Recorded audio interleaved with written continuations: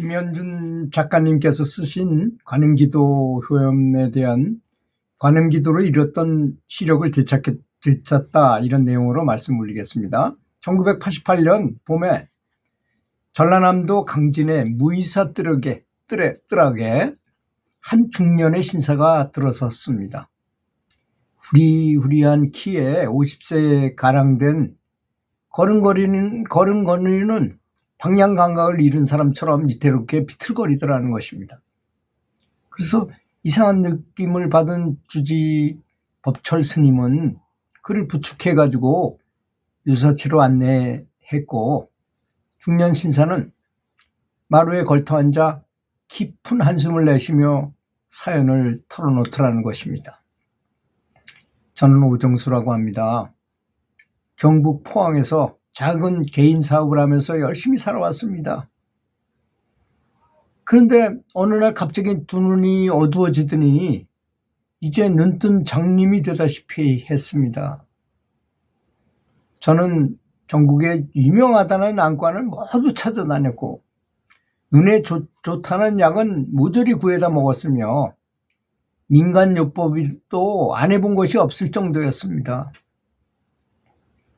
그런데 시력이 회복되기는커녕 더욱 악화되기만 했습니다. 1년이 넘도록 노력하고 또 노력했지만 저에게 남는 것은 눈을 위해 쓴 빚과 가족들의 걱정, 장님이 된다는 비참한 뿐이었습니다. 내가 눈이 멀다니. 아직 학교도 덜 마친 저 아이들을 어떻게 한단 말인가. 나날이 절망에 빠져있던 그에게 어느 날 불교를 믿는 친척 한 분이 찾아와서 너무나 뜻밖의 제의를 했던 것입니다. 관세음보살님께 기도하면 죽을 병도 낫는다고 합니다.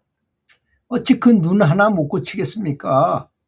전라도 강진 땅에 있는 무이사는 예로부터 관음기도 도량으로 유명한 곳입니다.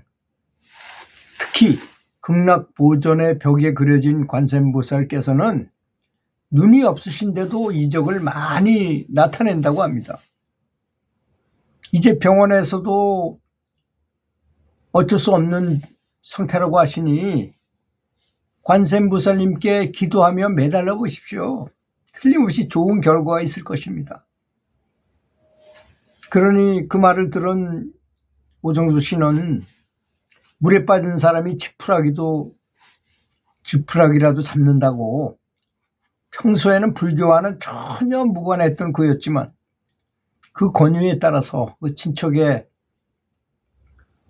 성이 있는 권유에 따라서 무이사로 오게 된 것이었다는 것입니다. 오정수 씨의 기막힌 사연을 들은 주지 스님은 깊은 동정 속에서 아주 깨끗한 방을 하나 내주시고 관음 기도하는 법을 아주 상세하고 친절하게 가르쳐 주셨어요. 그날부터 오정수 씨는 굳건한 마음을 다지기 위해서 저 머리 좀 깎아주십시오 하고 삭발을 했고 이튿날부터 100일 관음 기도를 시작했던 것입니다. 우러러 보아도 눈이 안 보이니까 보이지 않는 관세음보살 앞에서 지극정성의 마음으로 관세음보살을 부르고 또 불렀습니다. 관세음보살. 완전히 관세음보살을 부르는 그의 정성은 헛되지 않았습니다. 50일이 조금 지나자 본래야 볼 수 없었던 관세음보살님의 모습이 어렴풋이나마 보이는 것이었습니다. 그때 그가 받은 그 말할 수 없는 환희와 그 눈물, 그는 더욱 열심히 관세음보살을 찾았고 마침내 90일째 되는 날 완전히 시력을 회복했던 것입니다. 그 뒤 100일 기도를 마저 채우고 무의사를 떠난 오정수 씨는 뜨거운 눈물을 흘리면서 주지 법철 스님의 손을 꼭 붙잡고 말했습니다. 스님, 관세음보살님께서 저에게 천수천안 중에서 두 눈을 빌려주셨습니다. 이제 돌아가서 눈먼 사람들의 눈이 되어 살겠습니다. 스님 감사합니다. 눈먼 사람의 눈을 뜨게 하신 눈먼 관세음보살님. 관세음보살은 관자재보살이라고도 부릅니다. 관하는 것이 자유로운 분이라는 뜻입니다. 있는 그대로의 참모습을 보는 관. 관은 눈으로 보는 것은 견을 한다는 것이 아니고 눈으로 본다는 뜻이 아니고 관한다는 것은 마음으로 보는 걸 말하는 것이죠. 관한다는 것은. 그러기에 관음이기에 눈먼 사람뿐만 아니라 죽음의 고통에 처한 사람도 구원할 수 있는 것입니다.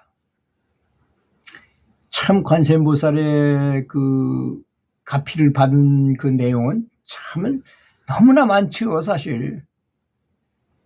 그 아주 어려운 형편에서도 관세음보살을 계속 부르게 되면 정말 어려운 가운데서 불 속에서도 사람이 전혀 화상을 입지 않기도 하고 물에 빠져 완전히 죽어야 될 것인데도 관세음보살을 물속에서도 계속 하니까 물 옆으로 저절로 나오게 되기도 하고 더 놀라운 건 제가 예전에 한번 올렸던 그 한 의학자 송정 김교희 선생님께서 들은 얘기, 그 얘기 참 그 6.25 때 인민군을 잡으려고 총을 겨누고 탁 있는데 그 문에서 이렇게 나오는데 어떤 아줌마가 그 앞을 지나간 거예요. 그러니까 인민군을 향해서 총을 쐈는데 그 아줌마도 그 옆에 있었으니까 총알이 막 날라올 거 아닙니까? 터석 주저앉아가지고 관세음보살하고 정신없이 불렀더니 그 인민군들이 다 죽고 총성이 끝난 다음에 딱 보니까 치마 가운데 누런 총알이 수북히 있더라는 거예요. 수북히. 그러니까 10발 이상 맞은 거죠, 실제로. 관세음보살님이 다 총알을 안 맞게 자기한테 날라왔는데 다 여기에 떨어지게 만들었다는 걸 의미하는 거 아니겠습니까? 실제로 있었던 일이라는 것입니다, 이것이.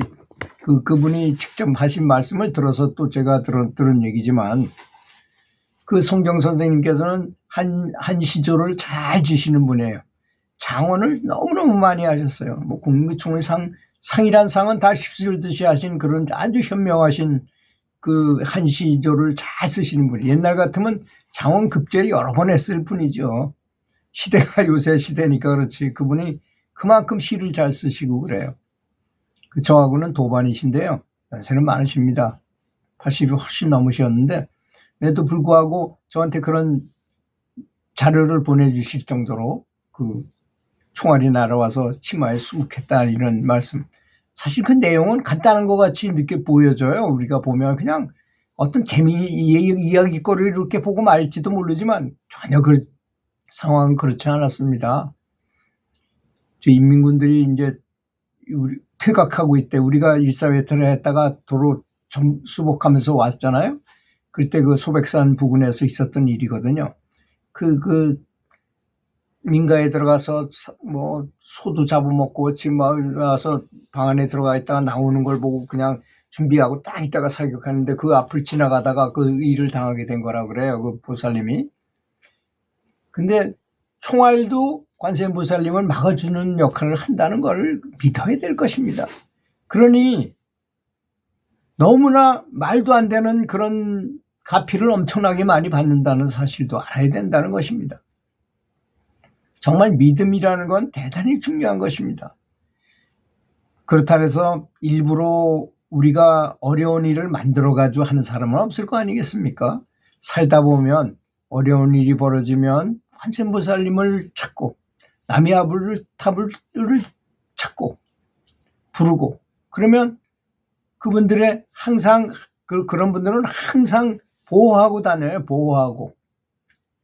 다이아몬드 같은 방패처럼 내 몸을 보호해 주십니다. 늘. 그렇게 경전에 다 나와 있잖아요. 경전에 있는 말이 다 맞는 말입니다. 실제로 저는 이 연불 감목록을 엄청나게 오랫동안 써보니까요. 그걸 다 믿을 수 있을 것 같은 생각이 듭니다. 실제로 그런 사례를 너무 많이 보니까. 괴테라는 세상에서 제일 우리 인류 역사상 가장 똑똑한 사람을 한 사람 뽑으라면 그 사람이 바로 괴테입니다.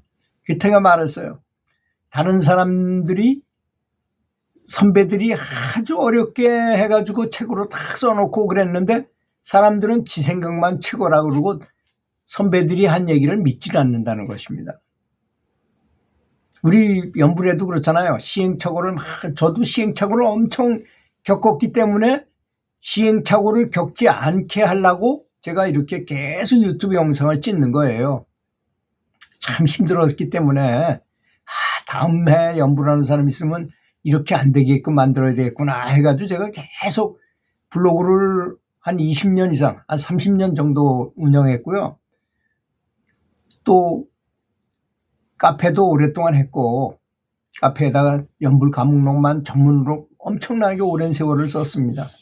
그리고 그러니까 제가 이 동영상에 계속 말을 하는 거 보면 이상하게 느껴질 거예요. 어떻게 저 사람 저렇게 계속 떠들 수 있나? 제 데이터베이스에 4만 개 이상의 글이 들어있어요. 그래서 그렇습니다. 다음에 들어가셔서 명상가의 쉼터를 치면은 제가 쓴 글이 다 들어있습니다. 거기 뭐 옛날에 쓴 것들을 보면 좀 수준이 낮은 것도 있긴 있어요, 사실. 뭐 그렇게 대단한 사람이 아니기 때문에 저는 제가 대단한 사람이라고 생각해 본 적이 단 한 번도 없어요. 단지 좀 도움을 주면 좋겠다는 생각이 들어서.